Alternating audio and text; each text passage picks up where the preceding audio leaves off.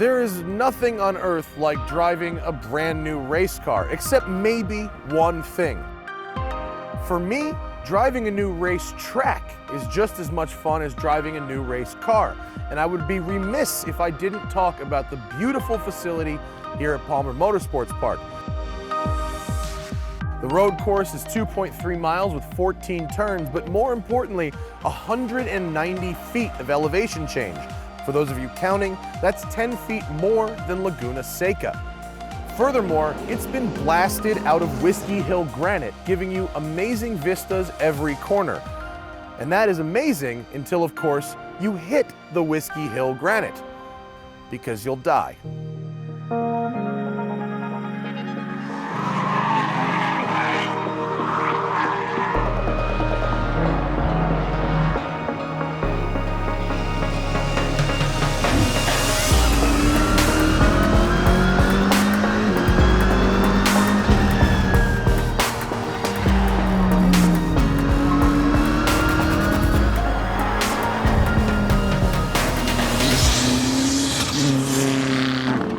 I'm Will Turner, owner of Turner Motorsport, and we are at Palmer Motorsport Park in Massachusetts. Turner Motorsport is a couple different things. We are a BMW parts supplier, and we're also a championship-winning BMW race team.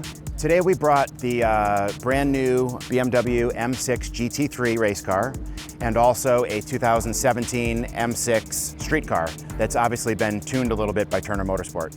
Although these cars are both M6s, there's a lot of differences between them.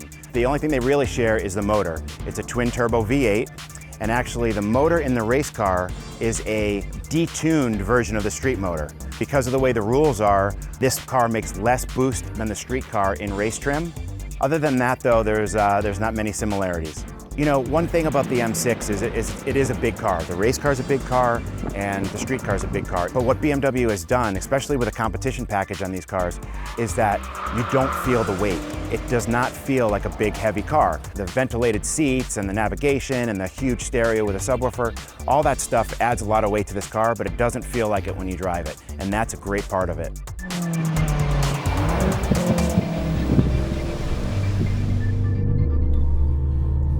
The BMW M6 is not your traditional track car. It is a GT car. It's big, it's heavy, it's got a lot of power, 585 horsepower twin-turbo V8, super quick dual-clutch gearbox, and ceramic brakes to haul down the 4,300-pound body. This is a luxury car, first and foremost. It's an Autobahn cruiser. It's not a track star, or is it?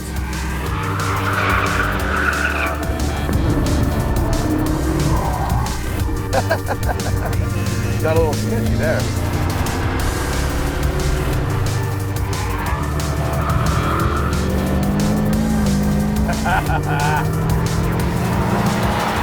Turner's done some key modifications to this particular M6 in hopes of making it into a bit more of a track monster. They've put some lighter wheels and wider tires, added an intake in their software tune, which is good for 100 horsepower, or almost 700 at the crank.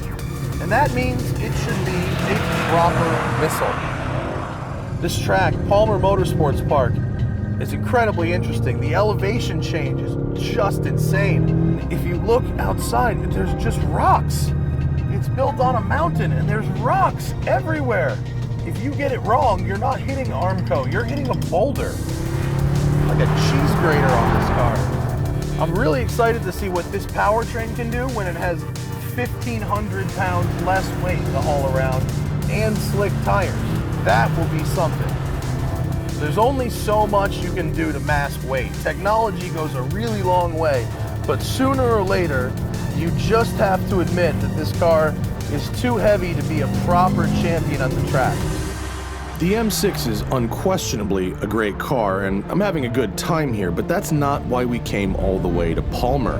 We came here for something much more special, the Turner Motorsport M6 GT3 race car, and for some reason, they're gonna let me have a go in it. This will be the third of Turner's race cars I've piloted around the track.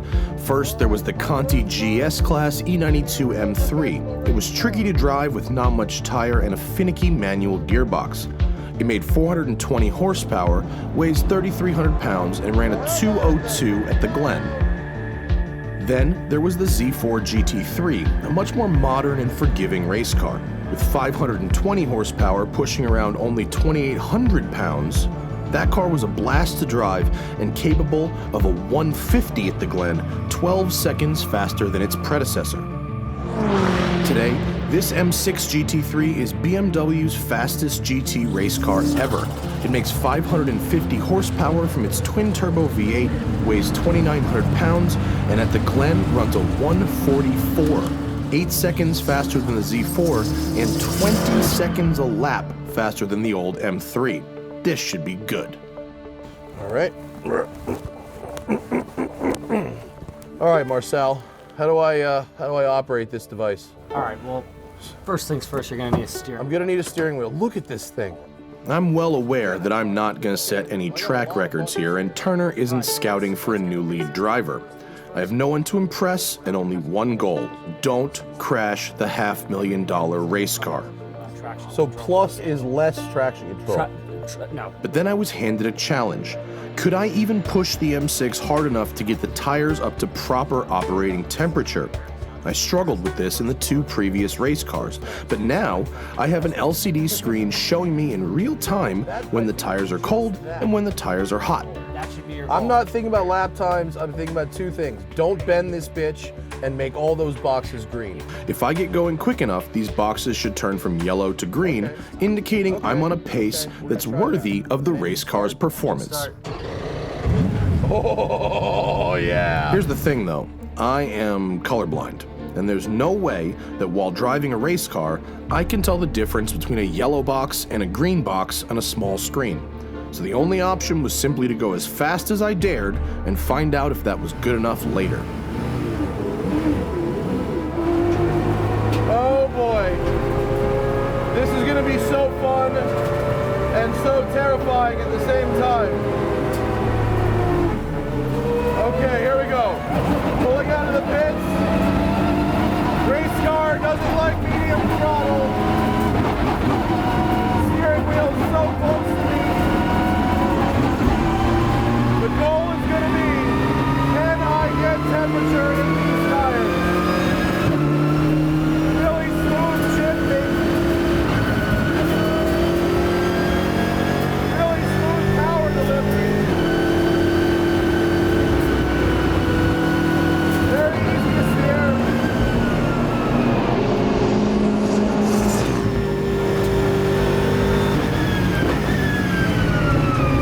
Come on, tire temp. Go green, go green.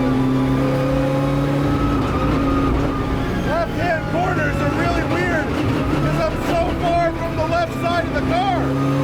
All these corners are late apexing. So there's a lot of patience involved. Really wait for that apex to come to you. Not turn in too early. Wait. I really got to get some more temperature into these tires. This is ridiculously intimidating, and yet at the same time, it's actually quite a forgiving car. What's really amazing is the weight.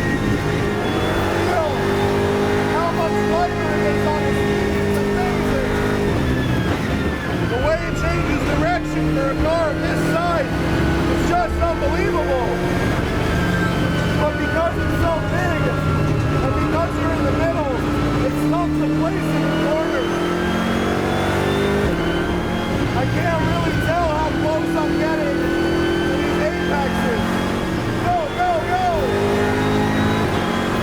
Oh man, it's so quick! This is just the greatest experience you can ever imagine. Oh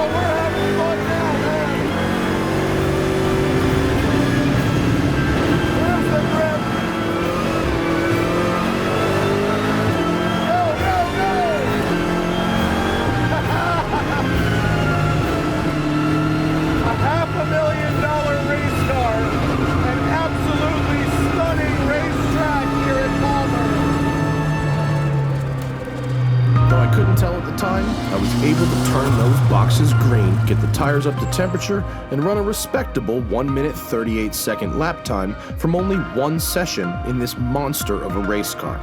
Though physically the largest race car I've ever tried, with stability, low-end torque, and incredible grip on corner entry meant that even I could figure out how to drive this thing reasonably fast, if only I could come up with $500,000. Oh boy! Wow, that was so incredible. I mean, I'm sure that was the least impressive lap time ever set in this car, but let me tell you something. I had a really, really good time. That was incredible. That was absolutely incredible. I just had the best time ever. That was awesome.